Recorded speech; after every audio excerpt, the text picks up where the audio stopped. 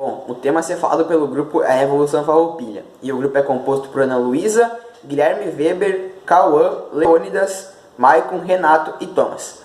Os livros que a gente realizou as pesquisas foram o Manual do Tradicionalismo Gaúcho, de Manelito Carlos Savariz, e História do Rio Grande do Sul, de Moacir Flores. E aí galera, beleza? Eu sou o Cauã Deitos, do segundo ano A do CFJL, e hoje eu vou falar sobre a República Rio-Grandense. Bom, então, com a abdicação de Dom Pedro I, o país entrou numa fase agitada, cujo ideal federativo parecia estar definitivamente firmado. Diversas causas contribuíram para essa reação, que levariam à Revolução Farroupilha. E para que a revolução ocorresse, houveram várias causas, dentre elas podemos citar as influências externas, que as ideias liberais agitavam o mundo desde a segunda metade do século XVIII. Também podemos citar as causas políticas, que o Rio Grande do Sul viveu intensamente rixas violentas entre as correntes partidárias. Também podemos citar as causas econômicas. A economia rio-grandense passava por uma crise sobrecarregada de pesados impostos, atingindo especialmente o charque. Também podemos citar causas administrativas. Não se realizava nenhuma obra de utilidade pública. As estradas estavam todas abandonadas, as pontes caídas e a educação totalmente esquecida. Bom, também temos as causas militares, que os quartéis estavam caindo e os danos que a guerra causou jamais teriam indenização. E também podemos citar a maçonaria, que a maçonaria espelhava as ideias da Revolução Francesa, dela fazendo parte do grande e numeroso dos futuros chefes farroupilhas. Então, essa foi minha parte do trabalho, e é isso. Tchau! Eu sou o Guilherme Gustavo Weber, do segundo ano A, e hoje eu vou falar um pouco sobre o Partido Farroupilha. Em 1832, o tenente Luís José dos Reis Alpoim fundou o Partido Farroupilha em Porto Alegre. E para ajudar, ele tinha forte influência da maçonaria, e dos políticos, que tinha forte influência porque estavam participando no partido.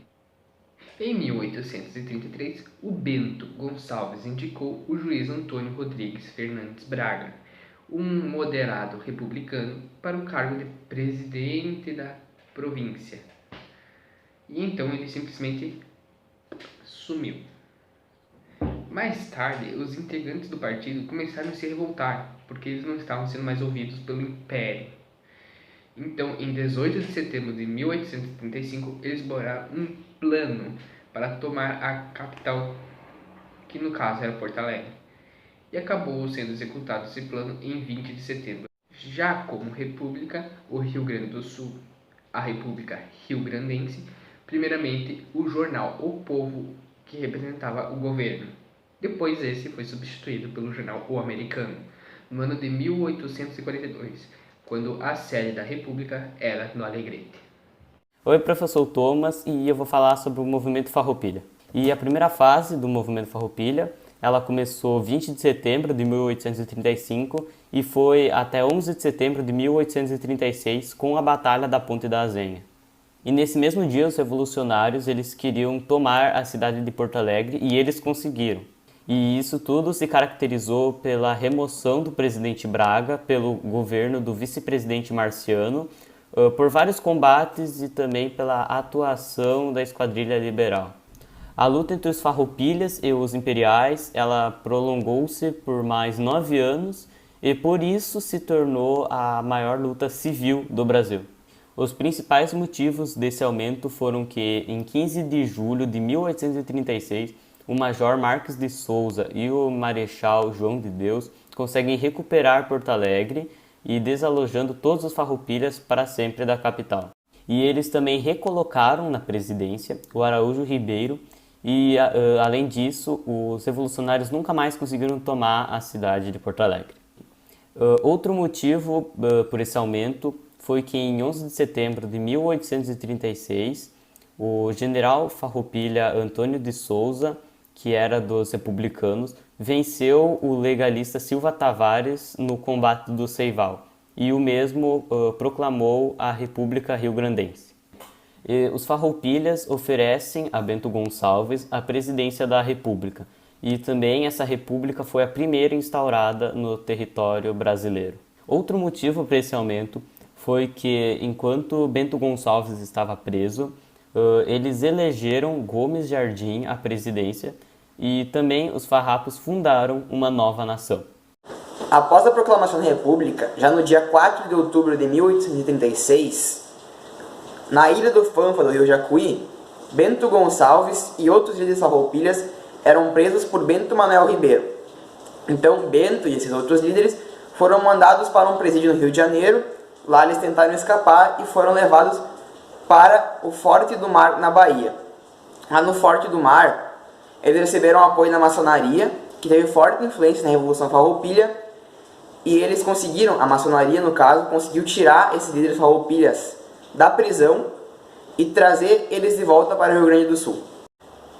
Mesmo sendo preso no Forte do Mar, na Bahia, Bento Gonçalves foi eleito presidente, mas enquanto ele estava preso lá no Forte, na Bahia, o seu lugar foi ocupado por José Vasconcelos Gomes Jardim. Como já falado pelo colega Thomas anteriormente, a República Rio-Grandense ela foi o primeiro estado republicano a ser instalado em território brasileiro.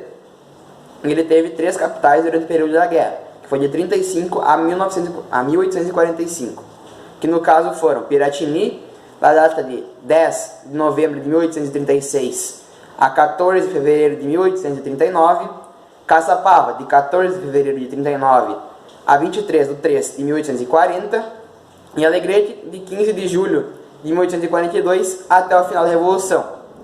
Durante um período de transição entre Caçapava e Alegrete, de 40 a 42, o governo ficou transitando em cima de carretas. Por isso, a República Rio-Grandense também é conhecida como República das Carretas, porque durante um período a sede do governo não tinha lugar fixo. Então os papéis, toda a papelada do governo ficava transitando em cima de carretas. Em 1837, no dia 10 de setembro, com o auxílio da maçonaria, o Bento Gonçalves, então, ele consegue fugir da prisão lá na Bahia. No ano seguinte, em 1838, aconteceu a vitória farroupilha na Batalha do Barro Vermelho. O que aconteceu lá foi que os farroupilhas eles prenderam a banda imperial. Dessa forma, eles pediram para o maestro Joaquim José de Mendanha compor um hino de vitória para os farroupilhas. E foi assim que surgiu o hino Farroupilha, que hoje é o nosso hino rio-grandense. Ele tem letra de Francisco Pinto da Fontoura, música de Joaquim José de Mendanha, correção do Antônio Corte Real. Durante a Revolução, os farroupilhas eles adotaram um hino, uma bandeira e um brasão de armas. A bandeira primitiva, ela era quadrada e não retangular como ela é hoje, e ela não possuía brasão de armas. O brasão adotado depois foi o de Bernardo Pires.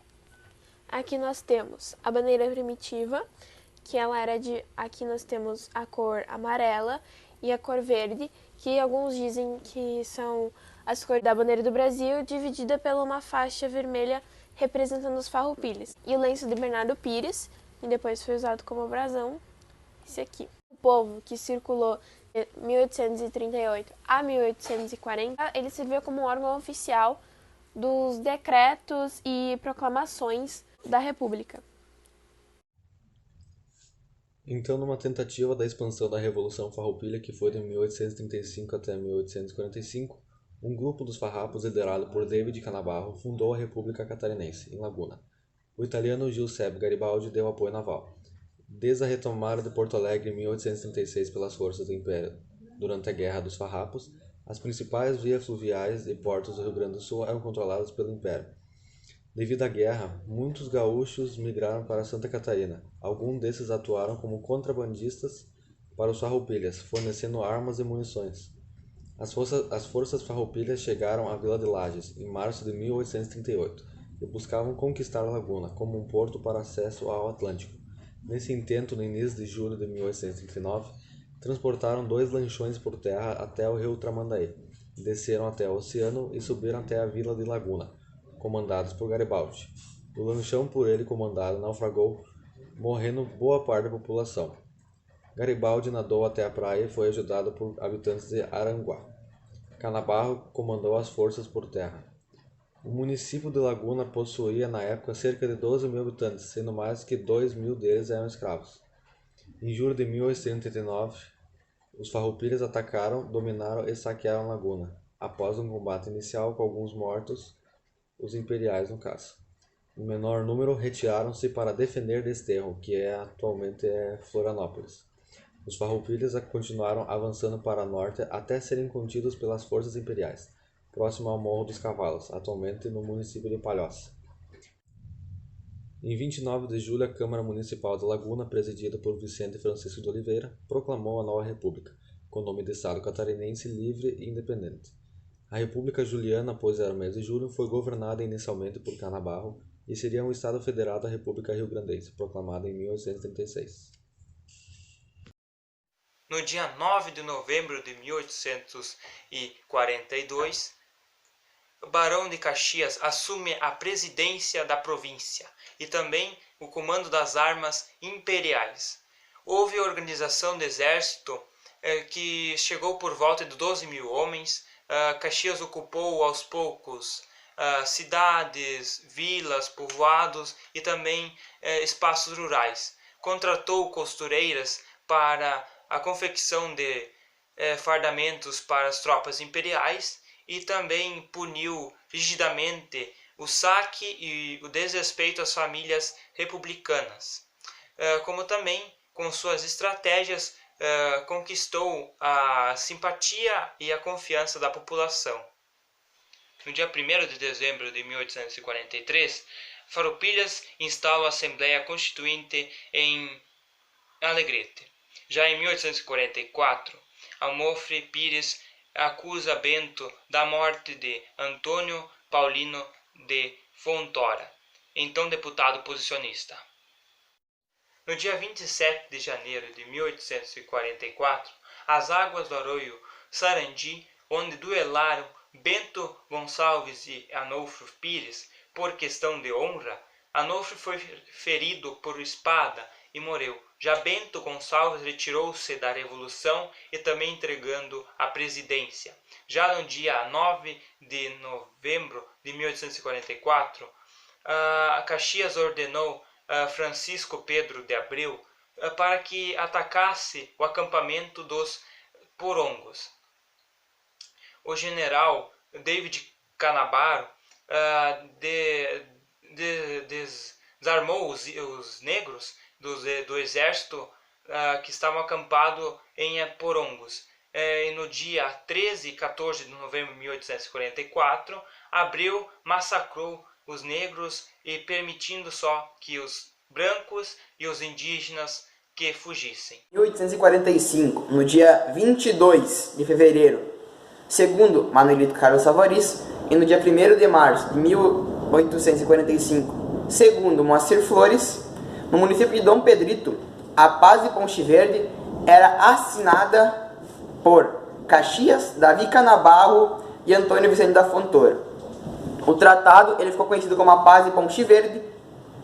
Diversos motivos levaram os farroupilhas a assinar esse tratado, como por exemplo o esgotamento dos soldados, a falta de vestimentas e armas, e também já estavam acontecendo conflitos internos dentro dos republicanos e do farroupilha. As condições do tratado também foram muito importantes, porque buscavam em partes favorecer os farroupilhas, os interesses farroupilhas, porque eles não queriam perder a guerra.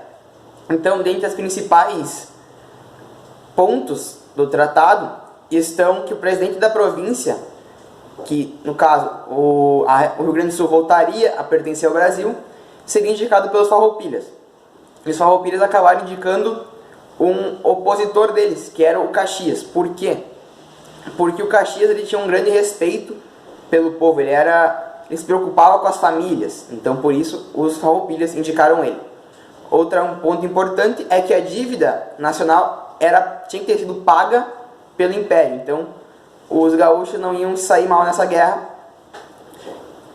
E também o governo imperial ele devia definitivamente demarcar as fronteiras com o estado oriental do Uruguai, porque já há muito tempo ocorriam diversas guerras com o Uruguai e com a Argentina devido à navegação do Rio do Prata. Então eu acho que seria isso nosso trabalho. Muito obrigado.